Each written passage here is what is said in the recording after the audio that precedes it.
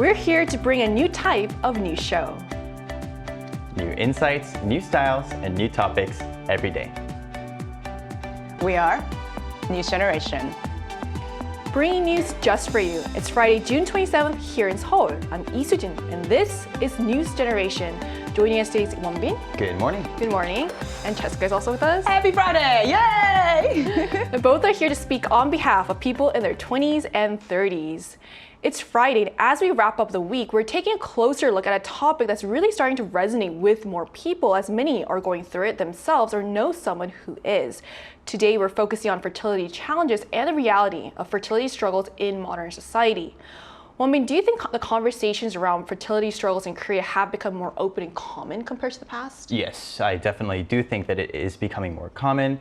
And obviously, I'm not the closest person to this problem. However, I think that this can actually support my opinion because, if people like me is hearing about this problem, that means everyone else is hearing it as well. And personally, I think one of the causes of the infertility is the age of marriage getting pushed back further and further because biologically, chances of infertility increases as you get older. And I also noticed that many public figures or celebrities also announce that they're having fertility struggles. And these types of, announcements or even confessions only appear when the public begins to acknowledge and admit this issue. Right, like you said, having public figures acknowledge this helps really reduce the stigma and also start open conversations about this. So Cheska, what are your thoughts on this? I absolutely agree with you. I think these kind of conversations in the past were more private, but as it becomes more open on the media, it definitely mitigates the stigma. But also, I think it becomes educational and very informative for a lot of young women or couples who do want to conceive children or are having difficulties. And in a way, I think social media and the exposure to media has done a great job of forming a solidarity in the community of a lot of people who are going through. And also even amongst my friends who want to get married and who want to have children are aware of this problem and are even talking about like freezing eggs earlier on, taking on precautions or measures that they can do to prevent or at least mitigate the problem in the near future. Right, you mentioned freezing the eggs. I think there's a podcast I watched called Giggly Squad, and one of the hosts, Paige, was talking openly about her journey with freezing her eggs. Yeah. And I think that's really, for her reason was she's not sure when she'll find the right partner. Right, exactly. But she doesn't want to feel rushed, which is why she did that. And I think this is all part of starting open conversations about this. So Won-bin, can you tell us how common fertility struggles are these days? Absolutely, I can. So, according to the World Health Organization, infertility is defined as the inability to conceive or become pregnant after 1 year of continuous attempt. In Korea, it's becoming more common than many people realize. Recent data shows that about 1 in 5 women preparing for pregnancy have experienced fertility struggles. In fact, between 2017 and 2021, the number of Korean women diagnosed with infertility increased by 11%. To take a look at the exact numbers, let's look at the stats. Now, according to the Department of Obstetrics and Gynecology from Ilsan Baekbyeongwon, the number of infertility patients in Korea has increased from 146,000 in 2017 to 163,000 in 2021.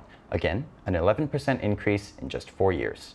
And if we also look at the treatment numbers, the number of people undergoing fertility procedures also increased from 120,000 in 2018 to 140,000 in 2022, which is a 16% jump. Personally, I think we need to emphasize how significant these numbers are because, on NewsGen, since we discuss a lot about economy, politics, personal interest, and trends, this number 11% may seem somewhat low or insignificant. However, unlike other categories or data that we discuss here, this is about the functionality of a human body. Imagine if it's not an apples-to-apple comparison, but imagine if the average height decreased by 11%, or if the average vision score dropped by 11%, that would be pretty significant and it would be a serious issue. I just think that it's important to emphasize and remind ourselves about how concerning this rate of change is. So these are the stats for Korea, but how about outside of Korea? How are fertility challenges affecting people around the world today? So globally, according to the WHO, the figure is about 1 in 5 people. And if you really think about it, that's quite a figure as well, because there's already 3 of us, but if we had 2 more people, at least 1 person is going through infertility problem. And as we'll discuss further in the discussion, it causes a lot of problem for a woman's body, and there's a lot of changes that go through. But globally speaking, the highest figure was about 23% 9%, which was in the Western Pacific region. The lowest was around 11, and that was in the Middle East and the Mediterranean. But the interesting thing was there was no direct correlation between like the development of the country and the infertility problem per se.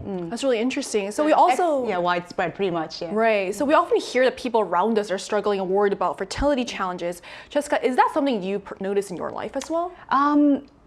I'm not going through it obviously at the moment, but it's definitely becoming more widespread and people are talking more about it. Just to give you an example, even in the vlogs and the social media, people are talking about the process of what it's like to go through the infertility process. And you have to go through IVFs, the numerous injections, and this causes a lot of hormonal changes in women's body. They cry a lot, they go through mood swings, and they have to bear the cost of actually paying for the procedure, which is not cost-friendly at all. And also, I think the most devastating part is after going through all this procedure, if it doesn't work out, the couples have to bear the heartbreaking reality of having to either try again or even give up the hope of having the children.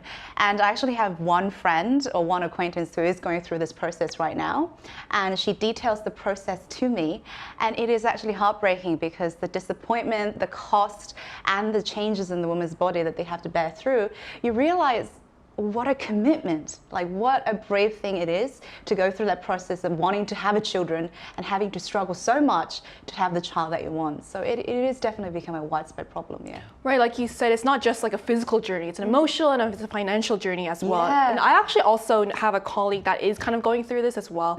And she told me how just the other day, like she had another friend of hers that had a dream that she was pregnant and it meant so much to her. And I can see you empathizing. Right, and she said she plans to buy that dream for her, which is like a Korean tradition of buying dreams. It's a tradition of like, if you buy someone's dream, they can hopefully have that good fortune pass on. Ooh. So, right, I mean, my point is like, this has been going on. Like, you know someone, I know someone as well. So what about you, Wonbin? Well, unfortunately, at the moment, I don't have many friends or relatives who are preparing or preparing to get married or preparing to have children yet. But I do have heard some voices from my fellow 20s that could potentially contribute to this problem in the future.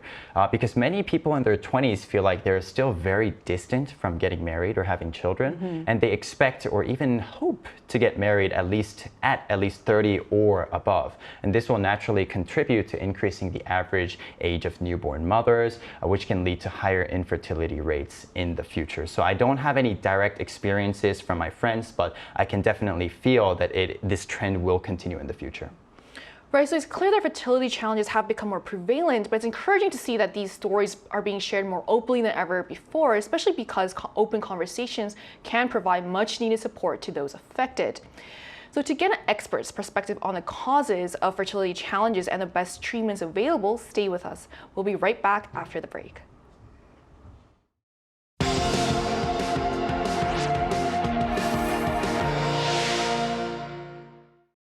NewsGen wants to hear from you. Go to YouTube and search our channel Arirang News. Click Community and leave a comment down below. Make a new type of news with us.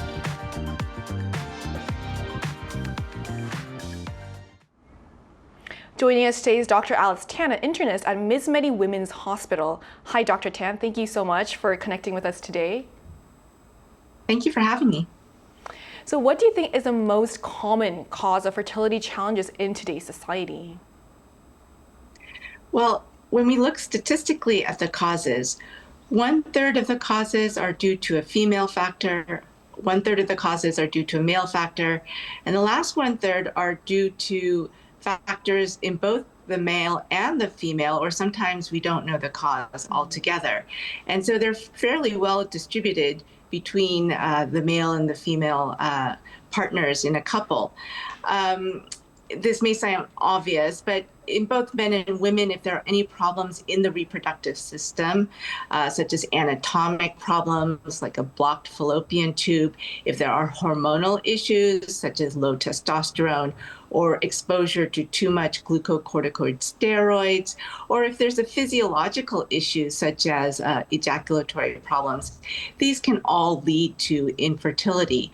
Also, if you have certain underlying medical conditions that can increase your risk for infertility. For example, having diabetes or being obese or overweight can increase your chance of of having infertility. And we know that obesity and being overweight is on the rise around the world, including in Korea.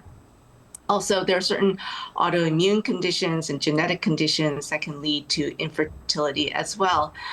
Exposure to toxins is also another cause of infertility. So people who are heavy smokers, heavy drinkers, there's a higher likelihood that they will have problems with infertility. Also, if you use illicit drugs, that can be a problem. But as was mentioned before, one common potential cause for both men and women is older age.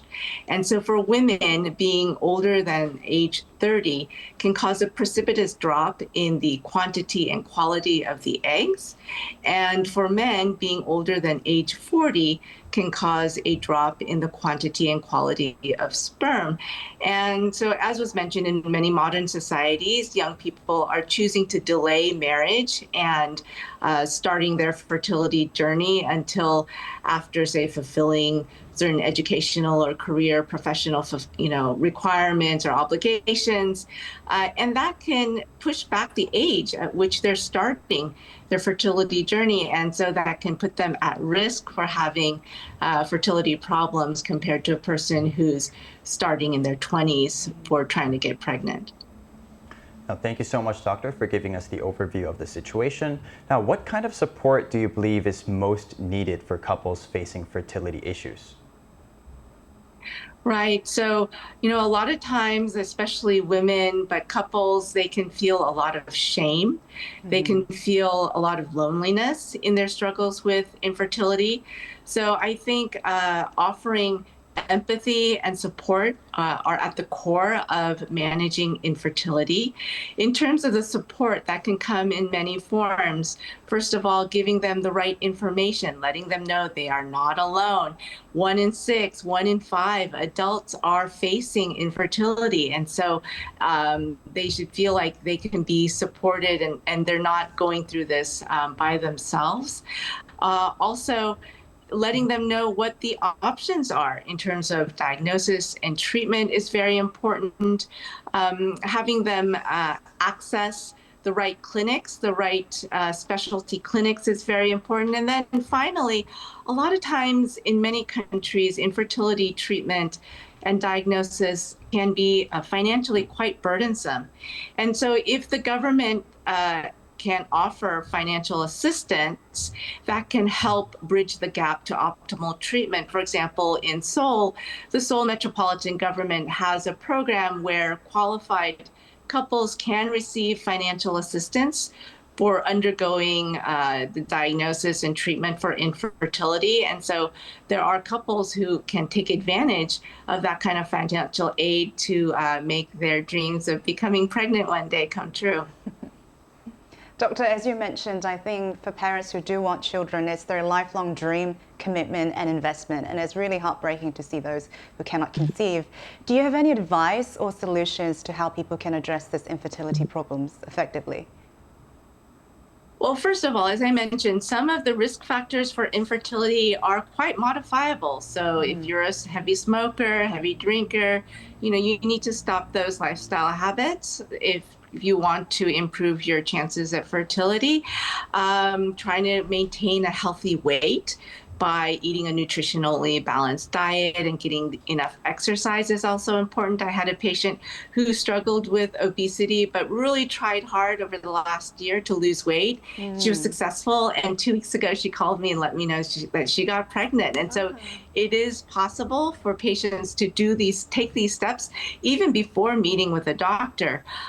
You mentioned also fertility preservation. So some women who know that they want to pursue pregnancy at a later age can get their eggs frozen. There are also some women who may need chemotherapy or surgery in the pelvic organs, and so they may have the option of fertility preservation by freezing their eggs so that they may get pregnant at a later date. But the most important, I think, thing to let people know is there are many options, and they need to consult with an experienced fertility specialist so that they can receive a thorough evaluation and that the couple can be directed to really a personalized treatment plan. And one, I would say, note of hope is, you may not succeed after the first cycle, say, of in vitro fertilization, but for some couples, for select couples, the success rate for pregnancy after multiple cycles of in vitro fertilization can be greater than 65%. And so couples should not lose hope. Certainly they should not lose hope before meeting with a specialist.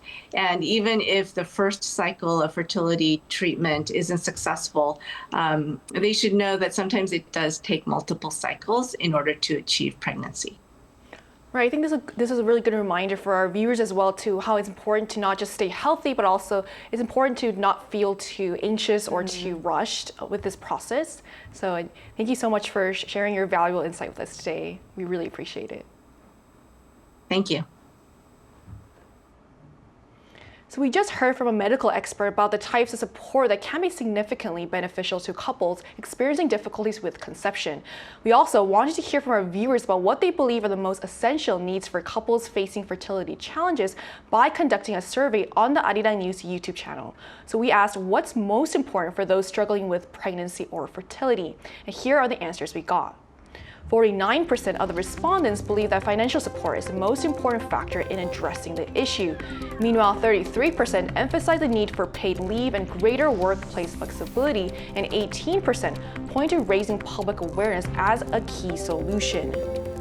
So we've just seen the poll results reflecting viewers' opinions on what's most needed for couples facing fertility challenges, which a majority said was financial support. Now let's turn our attention to the support available on the government level. Wonbin, what government assistance is there for couples in Korea who are struggling to conceive? Well, in Korea, there's definitely a growing recognition of the need of support they need to support couples struggling with fertility.